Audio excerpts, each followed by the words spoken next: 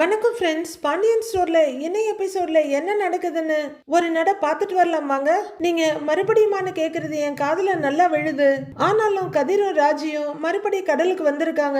எத்தனை தடவை பார்த்தாலும் கடலை பாக்குற ஆசை போகாது இல்லையா? ராஜி அலையில விளையாடிக்கிட்டு இருக்க கதிர் கையில பேக்கோட நின்று ரசிச்சிட்டு இருக்காரு. ராஜி அலைய துரத்துறதும் மறுபடியும் அலை ராஜிய துரத்துறதுமா கொஞ்ச நேரம் விளையாடிட்டு இருக்க ராஜி போதும்னு வர்றாங்க. அவரோட கையை பிடிச்சிக்கிட்டே செருப்பு போட்டு கையில ஹேண்ட்பேக் வாங்கி மாட்டிக்கிறாங்க. இந்த 3 நாள்ல 6வது தடவையா பீச்சுக்கு வரும். ஒவ்வொரு தடவையும் புதுசா வர்ற மாதிரியே என்ஜாய் பண்றியே அப்படின்னு கதிர் கேட்க, அதான் சொன்னேனே எனக்கு பீச்னா ஒரு வீக்னஸ்ங்கிறாங்க ராஜி. சரி அப்ப இன்னும் கொஞ்ச நேரம் நிக்கிறியான்னு கதிர் கேட்க, இல்ல இல்ல பரவாயில்ல, நாளைக்கு மார்னிங் சன்ரைஸ் பார்க்க வருவோம்ல அப்ப பாத்துக்கலாங்கிறாங்க ராஜி. அப்படின்னு கதிர் சொல்ல ராஜி ரொம்ப இயல்பா கைய நீட்ட கதிர் அவங்களோட விரல்களோட தன்னோட விரல்களை கோத்து ரொம்ப இறுக்கமா பிடிச்சிக்கிறாரு. அதே நிறைவான சந்தோஷ சிரிப்போட 2 பேரும் நடக்க ஆரம்பிக்கிறாங்க. 2 பேரும் நடந்து வந்துட்டு இருக்க கொஞ்ச தூரத்துல ஏதோ கூட்டமா இருக்கு. அங்க கொஞ்சம் பேரு மியூசிக் இன்ஸ்ட்ருமெண்ட்ஸ் வச்சிட்டு இருக்க, அங்க பாரு ஏதோ கான்செப்ட் நடக்குது போல இருக்கு அப்படின்னு ராஜி சொல்ல, ஆமா உனக்கு பார்க்கணுமான்னு கதிர் கேக்குறாரு. அப்படின்னு ராஜி ரொம்ப ஆசையும் ஆர்வமா தலையாட்ட, சரி வா அப்படின்னு கதிர் அந்த இடத்துக்கு கூட்டிட்டு போறாரு. அங்க ஒருத்தர் கீபோர்டை பிளே பண்ணிட்டு இருக்க, இன்னொருத்தர் கிட்டாரை சரி பண்ணிட்டு இருக்காரு. என்ன ஓகேவா ரெடியான்னு கேட்க, ஓகே போலாங்கிறாரு ஒருத்தர். கூட்டத்தை பார்த்து ஆரம்பிக்கலாமான்னு கேட்க, ஓகேன்னு எல்லாரும் தம்ஸ் அப் காட்டுறாங்க. ஒரு பர்சன் கிட்டார் பிளே பண்ண, இன்னொருத்தர் கீபோர்டு வாசிக்கிறாரு, இன்னொருத்தர் வயலின் வாசிச்சிட்டு இருக்க, இன்னொருத்தர் கையில மைக்க புடிச்சிட்டு டமக்கு டமக்கு டம் டம்மா தில்லா லங்கடி ராமா மதம் பிடிக்குது அம்மா ஒரு ஆட்டம் போடலாமா டமக்கு டமக்கு டம் டம்மா அப்படின்னு அவர் பாடிட்டு இருக்க ராஜி ரொம்பவே தாளம் போட்டு ரசிக்க, அவங்க விரல் அசைவ கதிர் ரொம்ப ரசிச்சிட்டு இருக்காரு. ராஜி கையோட கோத்திருக்க கதிரோட விரல்களும் இசைக்கு ஏற்ப தாளம் போட ராஜி அதை பார்த்து ரசிக்கிறாங்க. பாட்டு சுறுசுறுப்பா போயிட்டு இருக்க, மியூசிக் சூப்பரா போயிட்டு இருக்க கதிரும் ரொம்ப ரசிச்சு பாக்குறாரு. அவர் பாடி முடிச்சதும் எல்லாரும் கிளாப் பண்றாங்க. படிக்க வசதி இல்லாத குழந்தைங்களுக்கு ஃபண்ட் ரைஸ் பண்ணதான் நாங்க இந்த கான்செப்டே பண்றோம். கேட்டுட்டு அப்படியே போகாம உங்களால முடிஞ்ச ஹெல்ப்ப பண்ணுங்க, தேங்க்யூ அப்படிங்கிறாரு பாடினவரு. அப்ப இன்னொருத்தர் உண்டியல் எடுத்துக்கிட்டு வர மறுபடியும் மியூசிக் பிளே ஆகுது. மியூசிக் ரொம்பவே அருமையா துள்ளலா இருக்கு. அவர் உண்டியலை ஏந்திட்டு கதிர் கிட்ட வர கதிர ராஜியோட கையை விட்டுட்டு பர்ஸ் எடுத்து பணத்தை எடுத்து அதுல போடுறாரு. ராஜி ஆன்னு பாத்துட்டு இருக்க கதிர் சிரிப்போட ராஜியை பாக்குறாரு. ஜூன் போனால் ஜூலை காற்றே, கண் பார்த்தால் காதல் காற்றே, பூ பூத்தால் தேன் வருமே, பெண் பார்த்தால் தீ வருமே, என்னாச்சு அப்படின்னு அவரு பாடிக்கிட்டு இருக்க எல்லாருமே பாட்டை ரொம்ப அழகா ரசிச்சிட்டு இருக்க. ஒரு நிமிஷம் இங்கே இருன்னு சொல்லிட்டு கதிர் எங்கேயோ நடக்கிறாரு. எங்க போறேன்னு ராஜி கேட்க, ஒரே நிமிஷம் இங்கே இருன்னு சொல்லிட்டு கதிர் நடக்கிறாரு. இவன் எங்க போறான் திடீர்னு ராஜி புரியாம பாத்துட்டு இருக்காங்க. அங்க பாட்டு போயிட்டு இருக்க உண்டியல் ஏந்திட்டு இருந்த பையன்கிட்ட கதிர் வந்து ஏதோ பேசிட்டு இருக்காரு. என்னாச்சுன்னு ராஜி கேட்க கதிர் எதுவும் சொல்லாம அங்கேயே நிக்கிறாரு. அந்த பாட்டு முடிஞ்சதும் எல்லாரும் கிளாப் பண்ண தேங்க்யூ தேங்க்யூங்கிறாரு அவரு. அப்போ உண்டியல் ஏந்திட்டு இருந்த பையன் பாடிக்கிட்டு இருந்தவர்கிட்ட வந்து கதிர கைய காமிச்சு ஏதோ சொல்றாரு. ஓ அப்படின்னு ரியாக்ஷன் கொடுக்கறாரு அவரு. வர சொல்லுன்னு அவரு சொல்லிட்டு, நம்ம ஆடியன்ஸ்ல இருந்து ஒருத்தர் பேர் என்ன ப்ரோ அப்படின்னு கதிர் பக்கம் திரும்பி கேட்க, கதிரவன்ங்கிறாரு அவரு. கதிரவன் பாடணும்னு ஆசைப்படுறாரு அப்படின்னு சொல்லிட்டு இருக்க, ஐயோ இவன் என்ன பண்ணிட்டு இருக்கான்னு தெரியலையேன்னு பாக்குறாங்க ராஜி. கொஞ்சம் மேல வாங்கன்னு அவரு கூப்பிட, போங்க ப்ரோங்கிறாரு அந்த உண்டியல் பையன். ஓகே ப்ரோன்னு சொல்லிட்டு கதிர் மேல போறாரு. பிரதர் என்னோட ஸ்பெஷல் பர்சனுக்காக நான் பாட வந்திருக்கேன், அதை கொஞ்சம் சொல்லிடுங்கன்னு கதிர் ஒண்ணு சொல்றாரு. அவரோட ஸ்பெஷல் பர்சனுக்காக இந்த பாட்டை பாட வந்திருக்காராம் அப்படின்னு அந்த பாடிட்டு இருந்த பையன் மைக்ல அனௌன்ஸ் பண்ண ராஜு அப்படியே ஸ்மைலோட பாக்குறாங்க. கலக்குங்க ப்ரோ அப்படின்னு மைக்க கையில கொடுத்துட்டு அவரு நகர்ந்துக்க, இவரு மியூசிக் போடுறவங்களுக்கு ஏதோ சொல்லிட்டு இருக்காரு. ராஜி ரொம்ப சந்தோஷமா பார்க்க எல்லாரும் கிளாப் பண்றாங்க. கீபோர்ட் பிளே ஆயிட்டு இருக்கு, கிட்டார் வயலின்லாம் வாசிக்க ஆரம்பிச்சிட்டாங்க. கதிர் ராஜீவை காதலோட பார்த்துட்டு அப்படியே லைட்டா தாளம் தட்டிட்டு, உயிரே உன் உயிரென நான் இருப்பேன் அப்படின்னு கதிர் பாடிட்டு இருக்க ராஜி ரொம்ப ரசிச்சு ஆத்மாத்மா அந்த இசை மழையில நினைச்சிட்டு இருக்காங்க. இதமாய் உன் இதயத்தில் காத்திருப்பேன்னு ரொம்ப அனுபவிச்சு ரசிச்சு பாடுறாரு கதிர். அவர் பாடுறதைய கேட்டுட்டு இருக்க ராஜி அப்படியே பழைய நினைவுகள்ல அமிழ்ந்து போயிடுறாங்க. அவங்க கையில கொஞ்சமா சூடான காஃபி கொட்டினதுக்கு கதிர் அப்படி துடிச்சதும் அடுத்ததா இந்த 2-3 நாளைக்குள்ள அவங்க ஒருத்தருக்குள்ள ஒருத்தரா கலந்து கரைஞ்சிட்டு இருக்கிறதையும் அதுல நடந்த நிகழ்வுகளையும் கண்ணை மூடி ரசிச்சிட்டு இருக்காங்க ராஜி. அடுத்து கடல் மண் அவங்க காலுக்கு கீழே சரிஞ்சிட்டு போக கதிர் அவங்கள தாங்கி பிடிச்சதையும் அந்த மொமெண்ட்ல இருந்து ஆரம்பிச்ச காதல் வாழ்க்கையை நினைச்சு பார்த்துட்டு இருக்காங்க ராஜி. இதழுக்கும் இதழுக்கும் பிறந்த இசையென இருவரும் இருப்போம், இந்த உலகத்தை மறப்போம்னு கதிரும் இந்த உலகத்தையே மறந்து பாடிட்டு இருக்காரு ராஜிக்காக. ரொம்ப ரசிச்சு பாடிட்டு இருக்க கதிரோட உலகத்துல ராஜியும், ராஜியோட உலகத்துல கதிர் மட்டும்தான் இருக்காங்க. ரெண்டு பேரும் ஒருத்தர் மறந்து ரசிச்சிட்டு இருக்க பாட்டு முடிய சுத்தி இருக்கவங்க செம்மையா கிளாப் பண்றாங்க. அப்பதான் ரெண்டு பேருமே தங்களோட சுயநினைவுக்கே வர்றாங்க. அதுக்கப்புறம் தான் ராஜியை கிளாப் பண்றாங்க. கதிர் ராஜியை குறுகுறுப்பா பார்த்துட்டு இருக்க, செம்ம கலக்கிட்ட, சூப்பரா பாடினாங்கிற மாதிரி பார்த்துட்டு இருக்காங்க ராஜி. தேங்க்யூன்னு மைக்க கொடுத்துட்டு கதிர் வர, ஏய் சூப்பரா பாடின அப்படின்னு ஷேக்கன் கொடுக்குறாங்க ராஜி. தேங்க்ஸ் ராஜி அப்படின்னு அவரும் சந்தோஷப்பட, போலாமா அப்படின்னு ரெண்டு பேரும் நடக்க ஆரம்பிக்கிறாங்க. அப்படின்னு கதிர் கூட நடக்க, ஆமா யார் அந்த ஸ்பெஷல் பர்சன் கேக்குறாங்க ராஜி. ஏன் உனக்கு யாருன்னு தெரியாதான்னு கதிர் கேட்க, தெரியும் ஆனா உன் வாயால கேட்டா அதுல ஒரு சந்தோஷம் அப்படிங்கிறாங்க ராஜி. இன்னைக்கு அது கைரேகை பார்த்தாங்கல்ல ஒரு அம்மா அப்படின்னு கதிர் சொல்ல, அப்படின்னு ஆர்வமா ராஜி கேட்க, அவங்க தாங்கிறாரு கதிர். பாத்தியா இந்த கிண்டல் தானே வேணாங்கிறதுங்கிற மாதிரி ராஜி பார்க்க, கதிரும் அவங்களையே பார்த்துட்டு இருந்துட்டு, எல்லாத்தையும் வாய் வார்த்தையாவே சொல்லுவாங்களா, சில விஷயங்கள்ல நாமளாவே புரிஞ்சுக்கணுங்கிறாரு. புரியுதா அப்படிங்கிற மாதிரி கதிர் பார்க்க, ஓகே புரிஞ்சுக்கிறேன், இனிமே புரிஞ்சுக்கிறேன்னு குறும்பா சொல்றாங்க ராஜி. அப்படின்னு கதிர் தலையாட்ட ரெண்டு பேரும் அவங்களோட காதல் வாழ்க்கைய, கல்யாண வாழ்க்கைய ரசிச்சு அதுல அடுத்த அடிக்கு போயிட்டு இருக்காங்க.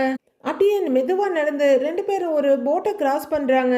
திடீர்னு கதிரை நிறுத்துற ராஜி, ஆமா பாடுன்னு கேட்டா கூட பாட மாட்ட, இன்னைக்கு என்ன நீயே போய் பாடின அப்படின்னு கேட்க, அது என்னமோ தோணுச்சு அப்படின்னு கதிர் சொல்ல, ராஜி கதிரை அர்த்தத்தோட பார்த்துட்டு, இப்பெல்லாம் உனக்கு நிறைய தோணுது, அதெல்லாம் நல்லாவும் இருக்கு அப்படின்னு சொல்ல, கதிர ஆமான்னு தலையாட்டி சிரிக்கிறாரு. பேசாம ஒன்று பண்ணலாமா அப்படின்னு ராஜி கேட்க, என்ன பண்ணலான்னு கேட்குறாரு கதிர். நான் ஐபிஎஸ் ஆயிடுறேன், நீ பெரிய சிங்கர் ஆயிடு, என்ன சொல்றேன்னு கேட்குறாங்க ராஜி. பாத்தியா உனக்காக ஒரு பாட்டு பாடினா என்ன இப்படி வச்சு செய்வியா நீங்கிற மாதிரி பாக்குறாரு கதிர். ஏன் ஐபிஎஸ்க்கு குட்டியா ஒரு டிராவல்ஸ் வச்சிருக்க ஒரு செட் ஆகாதா அப்படின்னு கதிர் ஒரு மாதிரியா பார்த்துட்டு கேட்க, ஏய் அப்படிலாம் ஒன்றும் இல்லை, ரெண்டு பேரும் எல்லாரும் அண்ணாந்து பார்க்குற உசரத்துக்கு போனா அதுவும் ஒரு மாதிரி கெத்தா தானே இருக்கும் அப்படின்னு ராஜி ரொம்ப ஆர்வமா கேட்குறாங்க. இங்கே பாரு, உனக்கு டான்ஸ் ரொம்ப நல்லா வரும், ஆனால் நீ ஒன்றும் டான்ஸ் கொரியோகிராஃபர் ஆகணும்னு ஆசைப்படல அப்படின்னு கதிர் கேட்க, ராஜி யோசிக்கிறாங்க. பிடிச்சது ஒன்று, ஆம்பிஷன் ஒன்றுன்னு பிரித்து பார்க்க தெரியுதில்ல உனக்கு, அதே மாதிரி தான் எனக்கும் அப்படின்னு கதிர் சொல்ல, ராஜிக்கு கொஞ்சமாக புரியுது. எனக்கு பாட்டு பாடுறது பிடிக்கும், அதுவும் பிடிச்சவங்களுக்காக பாடுறது ரொம்ப பிடிக்கும் அப்படின்னு ராஜிய காதலோட பார்த்துக்கிட்டு அவர் சொல்ல, ராஜி ரொம்பவே சந்தோஷமும் நிறைவுமா பாக்குறாங்க. நான் அதோட நிறுத்திக்கிறேன் அப்படின்னு கதிர் சொல்ல, ராஜி சந்தோஷமா தலையாட்டி, நல்ல தெளிவா பேசுற அப்படிங்கிறாங்க. மனசு தெளிவா இருந்தா பேச்சும் தெளிவா தான் இருக்கும் அப்படின்னு கதிர் சொல்ல, கொளுத்து உன் காட்டுல தான் மழை பெஞ்சிட்டு இருக்கேன்ற மாதிரி பாக்குறாங்க ராஜி. ஏய் உனக்கு வேற ஏதாவது வேணுமா இல்ல ரூமுக்கு போலாமா அப்படின்னு கதிர் கேட்க, சுத்தி பார்த்துட்டு ரூமுக்கே போலாங்கிறாங்க ராஜி. வா அப்படின்னு கையாசிச்சுட்டு நடக்கிறாரு கதிர். ராஜியும் கூட நடக்கிறவங்க அப்பப்ப கதிரை ஒரு இடி இடிக்கிறது, செல்லமா சீன்றதுன்னு போயிட்டு இருக்காங்க ரெண்டு பேரும். குன்னக்குடியில பாண்டியன் ஸ்டோர்ல சரவணன் மட்டும்தான் இருக்காரு. ஒரு லேடிக்கு பொருளெல்லாம் எடுத்து கொடுத்துட்டு 490 பணத்தை வாங்குறாரு. இந்தாங்கன்னு மீதி 10 ரூபாய் எடுத்து கொடுத்துட்டு கையை தட்டிட்டு நகர்ற ஒரு போன் எடுத்துட்டு வந்து உட்கார்றாரு. லைன்ல அஞ்சலி இருக்காங்க போல இருக்கு. சாரிப்பா இப்ப சொல்லுங்கிறாரு. சாரி, தேவையில்லாம போன் பண்ணி உங்க வேலையை கெடுக்கிறேனாப்பா அப்படின்னு கேக்குறாங்க அஞ்சலி. சச்சா அப்படிலாம் இல்ல சொல்லுங்கிறாரு சரவணன். குன்னக்குடி வந்ததுல இருந்து பேசக்கூட ஆள் இல்லாம இருந்த அப்படின்னு அஞ்சலி சொல்ல, உன்னோட ஃப்ரெண்ட்ஸ் 2-3 பேர் இருப்பாங்களே அப்படிங்கிற சரவணன் யோசிச்சுட்டு, பல்லவி, கல்பனா, அப்புறம் சித்ரா அப்படிங்கிறாரு சரவணன். ஓ எல்லா பேரும் ஞாபகம் இருக்கா உனக்கு அப்படின்னு அஞ்சலி கேட்க, இருக்குன்னு தலையாட்டுறாரு சரவணன். பரவாயில்ல, எல்லாத்தையும் ஞாபகம் வச்சிருக்க அப்படிங்கிற மாதிரி அஞ்சலி தலையாட்டிட்டு இருக்க. ஆமா அவங்க யார்கிட்டயும் நீ பேசுறது இல்லையான்னு கேக்குறாரு சரவணன். எல்லாரும் ஆளுக்கு ஒரு திசையில போயிட்டாக, எப்பவாவது பொங்கல் தீபாவளின்னு வாழ்த்து சொல்லிக்கிறது தான். ஆமா எப்பத்துல இருந்து நீ உங்க அப்பா கடைக்கு வேலைக்கு போக ஆரம்பிச்ச அப்படின்னு கேக்குறாங்க அஞ்சலி. செந்தில் கவர்மெண்ட் வேலை கிடைச்சு போயிட்டான், குமரேசன் தாத்தா வேலையை விட்டு நின்னுட்டாரு, அதான் நான் கடைக்கு வர ஆரம்பிச்சிட்டேன். இப்போ பழனி மாமாவும் தனியா கடை ஆரம்பிச்சிட்டார்ல, நானும் அப்பாவும் தான் முழு நேரமா கடையை கவனிச்சுக்கிறோங்கிறாரு சரவணன். ஆமா, உங்க மாமாவுக்கு கல்யாணம் ஆயிடுச்சான்னு கேக்குறாங்க அஞ்சலி.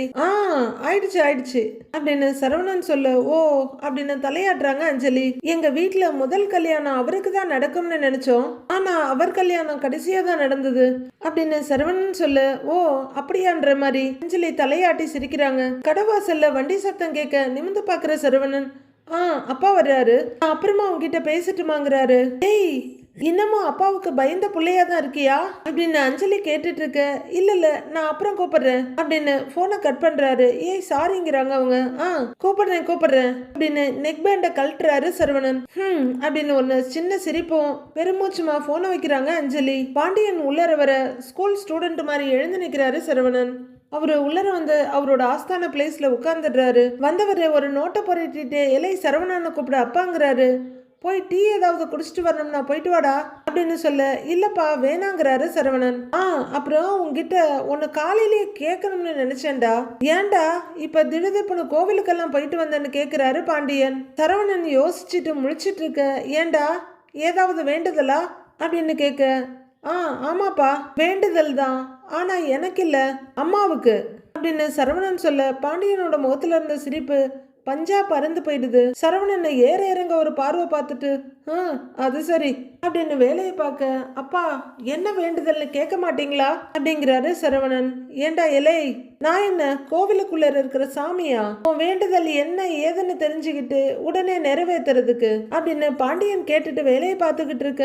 உங்களோட கோபம் குறையணும்னு அம்மா சாமி கிட்ட வேண்டி இருக்காங்க அப்படின்னு சரவணன் சொல்ல, சரவணனை தொலைச்சு படுற மாதிரி பார்த்துட்டு இருக்காரு பாண்டியன். அப்பாவுக்கு சரியா புரியலையே என்னமோன்னு, உங்களோட கோபம் குறையணும்னு அம்மா சாமி கிட்ட வேண்டி இருக்காங்கன்னு சரவணன் சொல்றாரு. பாண்டியன் பார்த்துக்கிட்டே இருக்க, அம்மா பாவம்பா, நீங்க கொஞ்சம் பேசலாம் இல்லைங்கிறாரு சரவணன்.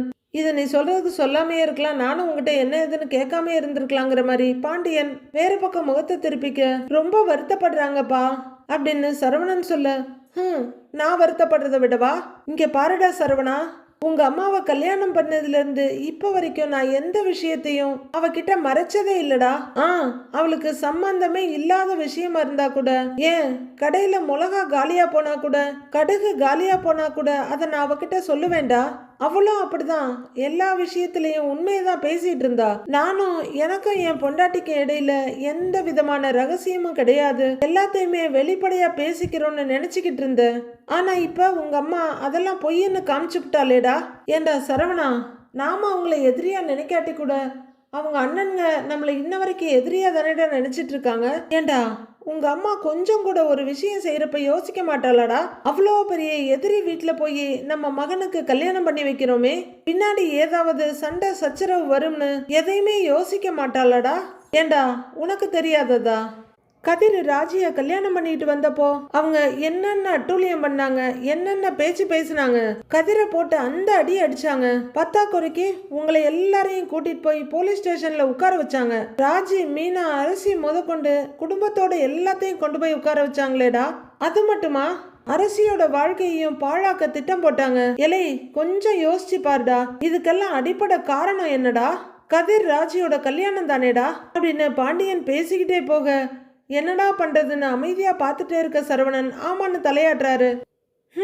அவ அண்ணனுங்க கௌரவம் முக்கியம்னு அவ பண்ணி வச்ச கல்யாணத்தால தான் இவ்வளோ பிரச்சனையும், இவ்வளோ பிரச்சனை வரும்னு உங்க அம்மாக்காரி கொஞ்சம் கூட யோசிக்கவே இல்லையடா. இதை எல்லாத்தையும் தாண்டி அவ அண்ணனுங்க கௌரவம் தான் முக்கியம்னு சொல்லி கல்யாணத்தை பண்ணி வச்சுட்டா. இப்ப பாத்தி இல்ல. சரி எல்லாத்தையும் விடுறா, அவங்க அண்ணன்ங்க எல்லாரும் வீட்டுக்கு சாப்பிட வந்தப்ப உங்க அம்மா என்ன சொன்னா? எதுக்காக கதிருக்கும் ராஜிக்கும் கல்யாணம் பண்ணி வச்சோன்னு சொன்னால. அவ அண்ணன்ங்க நல்லவங்களா இருந்திருந்தா, அதே அவங்க அண்ணன்ங்க இடத்துல வேற யாராவது இருந்திருந்தா உங்க அம்மா காலை தொட்டு கும்பிட்டு இருப்பாங்க. அதெல்லாம் விட்டுவிட்டு அவங்க என்னடா செஞ்சாங்க? பாத்துக்கிட்டு தானேடா இருந்த. விருந்துக்கு வந்த இடத்துல சோத்தை தூக்கி விசிறி அடிச்சிட்டு போறாங்க. ஏண்டா என்னடா இவ, இப்ப ஏற்பட்டவங்க கௌரவத்தை காப்பாத்துறதுக்கு நம்ம குடும்பத்தை விட்டு கொடுத்துருக்கணுமா? இதைத்தானேடா உங்க அம்மாவை பார்த்து நான் கேட்டுக்கிட்டு இருக்கேன் அப்படின்னு பாண்டியன் சொல்ல, புரியுதுப்பா, ஆனா ராஜிங்கிறாரு சரவணன். இலை அந்த புள்ளைய விடுறா, அந்த புள்ள நல்ல புள்ள, அதுவும் தங்கமான புள்ளடா. பிறந்ததுல இருந்து நம்ம வீட்டை பார்த்து வளர்ந்த புள்ள தானேடா. அந்த புள்ளையெல்லாம் நான் தப்பு தவறு சொல்ல மாட்டேன்டா. ஆனா உங்க அம்மா நம்ம குடும்பத்தை பத்தி கொஞ்சம் கூட யோசிக்க மாட்டுட்டாடா. அதை நினைக்கிறப்ப தாண்டா அப்படியே நெஞ்செல்லாம் எரியுது அப்படின்னு தன்னோட மனசுல இருக்க மொத்தத்தையும் கொட்டுற பாண்டியன், ஏண்டா ஆளாளுக்கு அம்மா கிட்ட பேசு பேசுன்னு கத்துறீங்களே, என் மனசு இன்னும் அவ பண்ணின விஷயத்த முழுசா ஏத்துக்கவே இல்லடா. இப்படி இருக்க நான் எப்படிடா அவகிட்ட போய் பேச முடியும்? ஏண்டாண்டா எலை, இந்த மாதிரி என் வாழ்க்கையில ஏகப்பட்ட பிரச்சனை, ஏகப்பட்ட கவலைங்க, ஏகப்பட்ட சண்டை சச்சரவெல்லாம் பார்த்தவன் தாண்டா. விட்ரா, உங்க அம்மா கொடுத்த வேதனை எப்ப என் மனசை விட்டு மறையுதோ அப்ப பேசிக்கிறேன் அவகிட்ட, போய் வேலையை பாடுறா அப்படின்னு அந்த விஷயத்துக்கு ஒரு முற்றுப்புள்ளி வைக்கிறாரு பாண்டியன். சரவணன் அப்படியே நின்றுட்டு இருக்க, சும்மா எப்ப பார்த்தாலும் அவளை பத்தியே பேசிக்கிட்டு அப்படின்னு பாண்டியன் வேலையை பார்க்க சரவணன் எப்ப இதெல்லாம் தீருங்கிற மாதிரி ஏக்கத்தோட பார்த்துட்டு இருக்காரு. ரூம்க்கு வர்ற ராஜி கனவுல பாதி நினைவுல பாதி வாழ ஆரம்பிச்சிருக்காங்க போல. அப்படியே அவங்க கைய கால ஆட்டிக்கிட்டு கனவுலகத்துல மிதந்துட்டு இருக்க டோர்பெல் ரிங் ஆகுது. அவசரமா இறங்கி செருப்பு போட்டுட்டு வந்து கதவை திறக்கிறாங்க. அவங்க வந்ததையும் கதவை திறக்கிறதையும் காட்டினப்போ அச்சச்சோ ஏதோ பிரச்சனையோன்னு நமக்கு தோண, எந்த பிரச்சனையும் இல்ல. கதிர் தான் பின்னாடி கையை கட்டிட்டு நிக்கிறாரு. கதிரையை பார்த்து சிரிச்சிட்டு இருக்க ராஜி வாங்குறாங்க. அப்புறம் பின்னாடி கையை மறைச்சுக்கிட்டு மெதுவா நடந்து வர்றாரு. ராஜி கதவை லாக் பண்ணிட்டு கதிர் கிட்ட வர, அவர் அப்படியே உல்லாசமா கையை பின்னுக்கு வச்சுட்டு ஒரு கவரோட மறைச்சு வச்சுட்டு நிக்கிறாரு. எப்ப வர? இப்போ வரேன்னு சொல்லிட்டு 20 நிமிஷம் கழிச்சு வர அப்படின்னு ராஜி ரொம்ப உரிமையா மிரட்டுறாங்க. நான் வெளியே போன கதையெல்லாம் இருக்கட்டும் அப்படின்னு கதிர் சொல்ல, சரி வேற என்னங்கிற மாதிரி பாக்குறாங்க ராஜி. பெல் அடிச்சா யாரு என்னெல்லாம் கேட்க மாட்டேன் பார்க்க மாட்டியா? சரி கேட்கல, கதவை லைட்டா திறந்து யாருன்னு பாத்துருக்கலாம், அதையும் பண்ணல, இப்படிதான் பெப்பர் பேண்ட் தெரப்பியா அப்படின்னு கதிர் கேக்குறாரு. ராஜி பாத்துக்கிட்டே இருக்க, கொஞ்சம் கூட சமயோசித புத்தியே இல்ல, நீ எல்லாம் எப்படிதான் போலீஸ் ஆக போறியோ அப்படின்னு கதிர் சொல்ல, பேசு பேசு, எவ்வளோ பேசணுமோ பேசுன்ற மாதிரி பார்த்துட்டு இருந்த ராஜி, வந்திருக்கிறது நீதான் எனக்கு தெரியுங்கிறாங்க. அப்படியா, எப்படின்னு கதிர் கேக்குறாரு. அதெல்லாம் தெரியும்னு ராஜி சொல்ல, அதான் எப்படின்னு கேக்குறேங்கிறாரு அவரு. ராஜி பார்த்துக்கிட்டே இருக்க, போலீஸ் மூளையான்னு கேக்குறாரு. போலீஸ் மூளையெல்லாம் இல்ல, பொண்டாட்டி மூளைன்னு சொல்லுவாங்கன்னு பார்த்தா நான் இருக்கிற இடத்துக்கு பக்கத்துல நீ எங்கேயாவது வந்தாலே தெரிஞ்சிருங்கிறாங்க ராஜி. கதிருக்கு சிரிப்பும் சந்தோஷமா இருந்தாலும் ஆனாலும் நல்லா சமாளிக்க கத்துக்கிட்ட நீ அப்படின்னு சொல்ல, அட நான் நிஜமா தான் சொல்றேங்கிறாங்க ராஜி. நம்பிட்டேங்கிற மாதிரி பாக்குறாரு கதிர். அவரோட கைய பாக்குற ராஜி, ஆமா நீ என் கைய பின்னாடியே வச்சிருக்க அப்படின்னு கேட்க, அது அது ஒண்ணும் இல்ல அப்படிங்கிறாரு கதிர். நீ ஒண்ணும் இல்லைன்னு சொல்லும் போதே ஏதோ இருக்குன்னு அப்பட்டமா தெரியுது, அதை எடுங்கிறாங்க ராஜி. உனக்காக நான் ஒன்னு வாங்கிட்டு வந்திருக்கேன், ஆனா நீ அதை பார்த்து சிரிக்க கூடாதுங்கிறாரு கதிர். நீ ஏதாவது வாங்கிட்டு வந்தா நான் சந்தோஷம் தானே படுவேன், நான் எதுக்கு சிரிக்க போறேன்னு கேக்குறாங்க ராஜி. என்னடா இவன் இப்படி எல்லாம் கிரிஞ்ச் பண்றான்னு நீ நினைக்க கூடாதுல்ல, அதான் முன்னாடியே சொல்லிடுறேன் அப்படிங்கிறாரு கதிர். அதெல்லாம் ஒன்னும் நினைக்க மாட்டேன் காமி அப்படின்னு ராஜி ஆர்வமா ஆசையமா பாக்குறாங்க.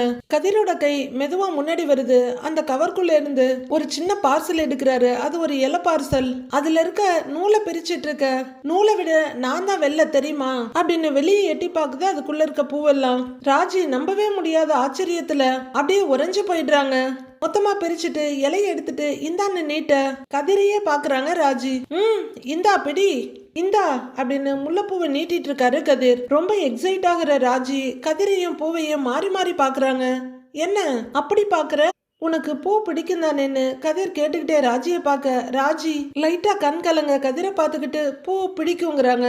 எனக்கு தெரியும்னு கதிர் சொல்ல, அதுக்காக பூ கடையவே வாங்கிட்டு வருவியா அப்படின்னு ராஜி கேட்க, பூ கதிர் கை நிறைய அப்படியே வழிஞ்சிட்டு நிக்குது. ஓ இது ரொம்ப அதிகமானவர் கேட்க கொஞ்சம்ன்றாங்க ராஜி. அப்புறம் பூவை பார்த்துட்டு உச்சி கொட்டிட்டு, முன்ன பின்ன யாருக்காவது வாங்கி கொடுத்திருந்தா எனக்கு தெரிஞ்சிருக்கும், எனக்கு இதுதானே ஃபர்ஸ்ட் டைம், இந்தான்னு நீட்டுறாரு. இந்தான்னா அப்படின்னு ராஜி சொல்ல குழப்பமா பாக்குறாரு.